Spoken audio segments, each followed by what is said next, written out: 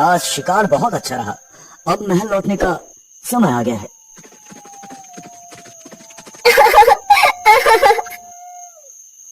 ये आवाज कहाँ से आ रही है? चलो देखते हैं।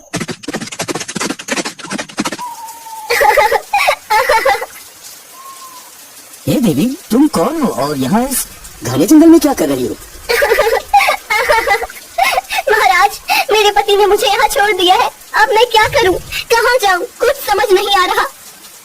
राजा ने देखा कि औरत बहुत खूबसूरत है। उसकी सुंदरता से मोहित होकर राजा ने उसे सहारा देने का निर्णय लिया।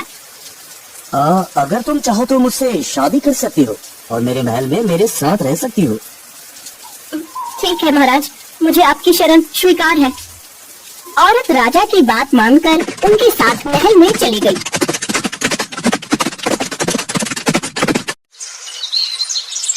दोनों ने शादी कर ली। राजा वीरेंद्र की पहली पत्नी रानी सौम्या ने न चाहते हुए बड़ी मन से दोनों का महल में स्वागत किया। रानी सौम्या के दो पुत्र थे, राजकुमार आदित्य और राजकुमार धीरेन।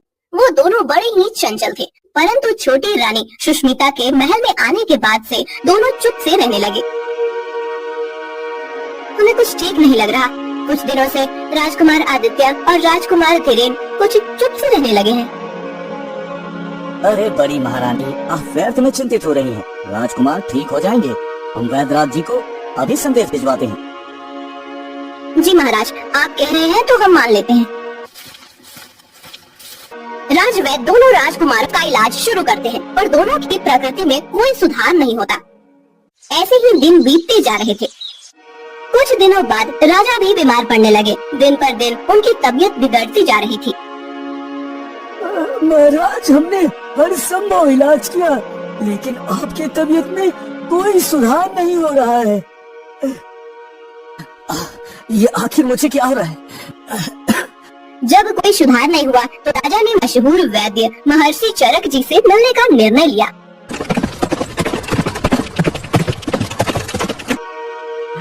महर्षि जी, मैं बहुत बीमार हूँ। जब से मैंने नई शादी की है तब से मेरी तबीयत बिगड़ती जा रही है। महाराज, क्या आप बता सकते हैं कि वो औरत आपको कहाँ मिली थी?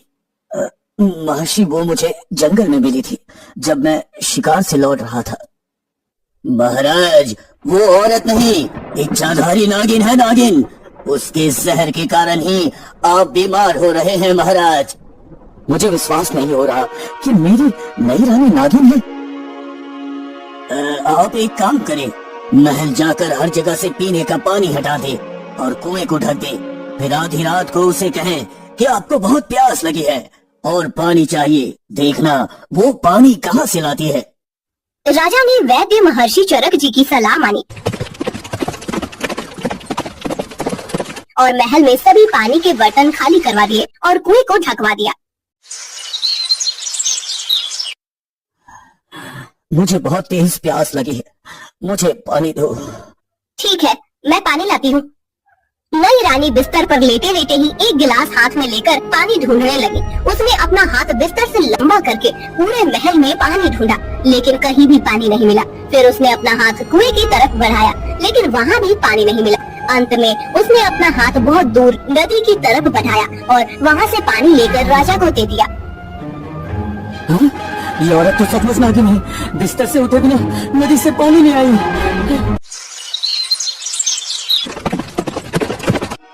महर्षि जी, मुझे यकीन हो गया है कि वो औरत नहीं नागिन है। मुझे उससे बचाइए महर्षि जी, मुझे उससे बचाइए।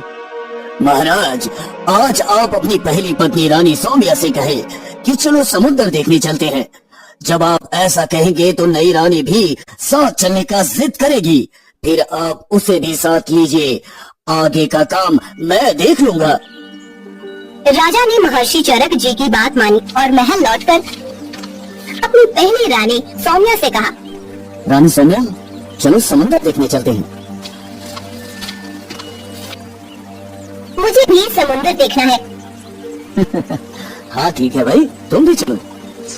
अगले दिन सब समुद्र के पास पहुँचे। महर्षि चरक जी भी साथ में आए। सब लोग नाव में सवार होकर समुद्र में घूमने लगे।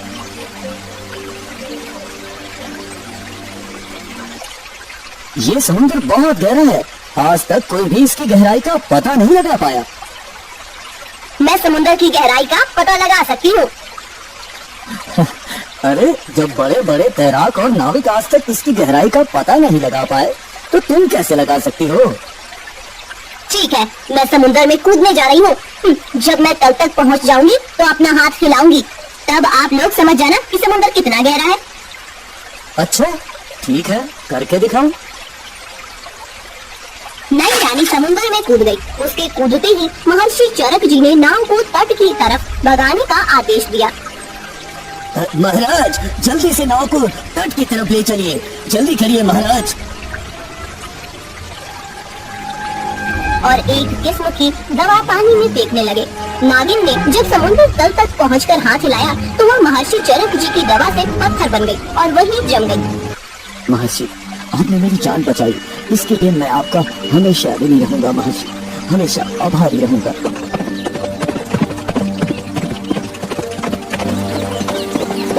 राज्य में दोनों राजकुमारों की प्रकृति भी ठीक हो गई और राजा भी स्वस्थ हो गए। राजा ने महर्षि चरक जी को ढेर सारा इनाम किया और अपनी बहन रानी सौम्या और दोनों राजकुमारों के साथ खुशी खुशी रहने लगे। कहा जाता है कि वह नागिन आज भी समुद्र तल में अपना हाथ हिलाती रहती है। ओम नमः शिवाय, ओम नमः शिवाय, ओम नमः शिवाय। महल में इच्छाधारी के खात्मे के बाद हर कोई चैन की सांस ले रहा था, लेकिन महर्षि चरक जी के चेहरे पर चिंता की लकीरें गहरी होती जा रही थी। उनके मन में किसी अनहोनी का संकेत हो रहा था। महाराज हमें ये सोचकर संतोष नहीं करना चाहिए कि वो इच्छाधारी नागिन को समुद्र में कैद करने से सब कुछ समाप्त हो गया।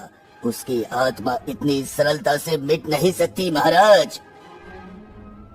क्या महर्षि आप क्या कहना चाहते हैं कि वो नागिन अभी भी हमारे बीच हो सकती है? हाँ महाराज, मैंने ध्यान लगाया था और मुझे आभास हुआ है कि उसकी शक्ति अभी भी इस भूमि पर विद्यमान है।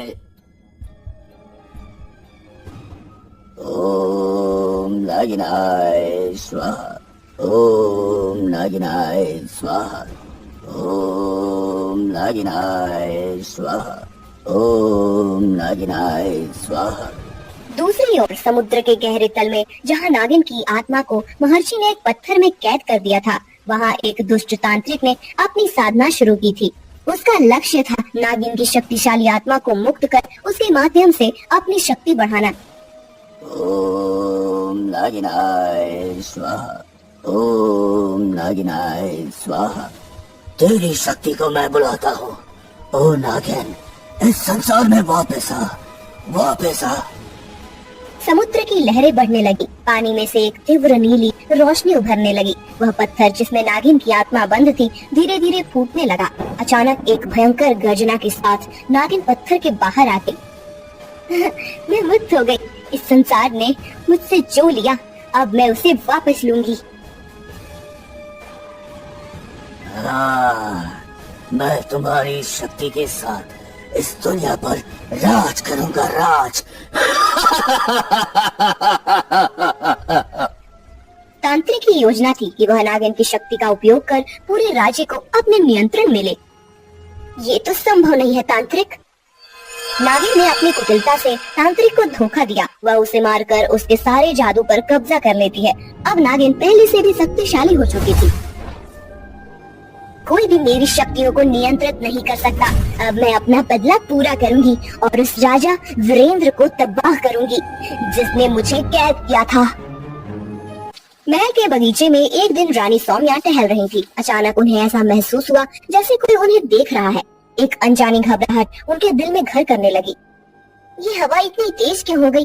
कोई यहाँ है क्या? अचानक एक अदृश्य शक्ति रानी सौम्या पर हमला करती है।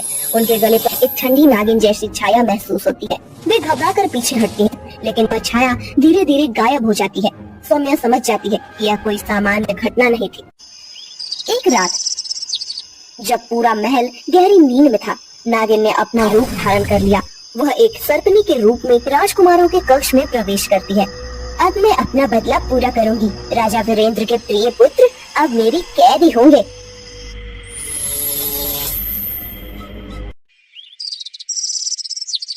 महल में कोई भी नहीं जान पाता कि दोनों राजकुमार गायब हो गए हैं। नागिन उन्हें जंगल के एक गहरे हिस्से में ले जाती है, जहाँ उसने पहले से ही एक खतरनाक योजना तैयार की थी। अगली सुबह महल में हड़कंप मच जाता है। आदित्य धीरेन कहाँ गए? पूरा महल छान मारो, ढूंढो उन्हें। महाराज, महारानी, दोनों राजकुमार अपने कक्ष में नहीं है और महल में भी कहीं नहीं मिल रहे। महाराज, मुझे डर है कि कहीं नागिन ने उन्हें न ले लिया हो।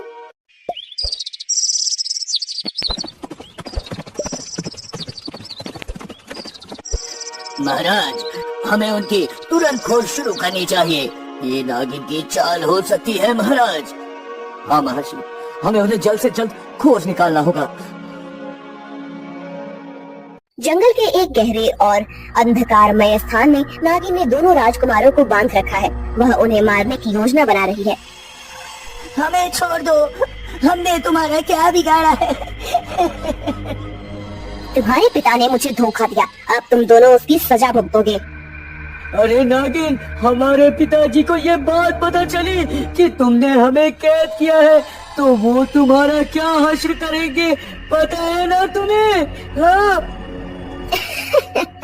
बच्चे, मुझे डराना बंद करो। तुम मेरे बदले का साधन हो और अब तुम्हारे पिता को अपने पापों का फल मिलेगा। महर्षि चरक जी राजा वीरेंद्र के साथ अपनी दिव्य शक्तियों और मंत्रों का सहारा लेकर जंगल के उस गुप्त स्थान तक पहुंच जाते हैं।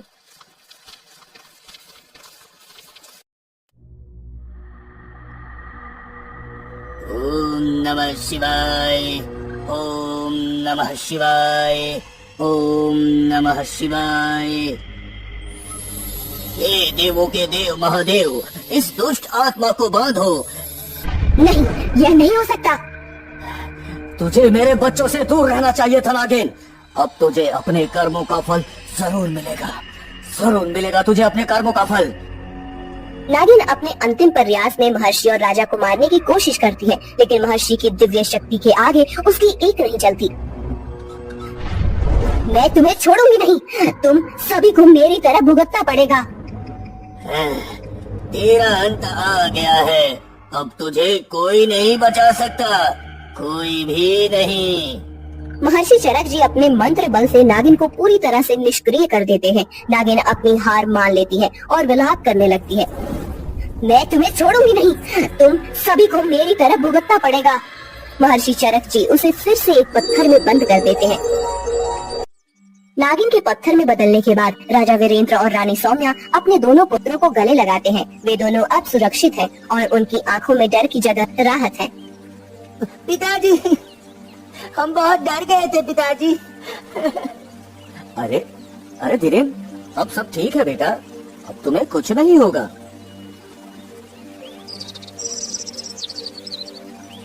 ओम नमः शिवाय, ओम नमः शिवाय, ओम नमः शिवाय।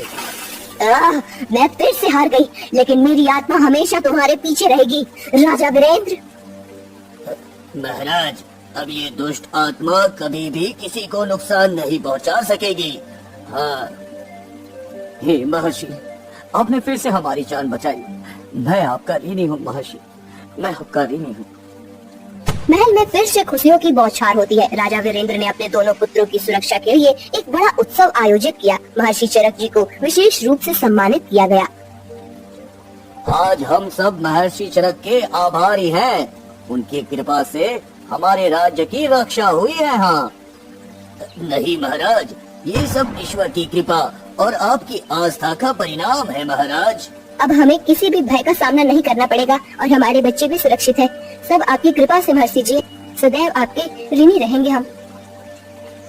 इस प्रकार एक बार फिर से महल में शांति और खुशी लौट आई। लेकिन इस घटना ने सभी को यह सिखाया कि अच्छाई के सामने बुराई कभी टिक नहीं सकती। नागिन की आत्मा को हमेशा के लिए समुद्र की गहराई में कैद कर दिया गया था और वह कभी वापस नहीं आ पाई।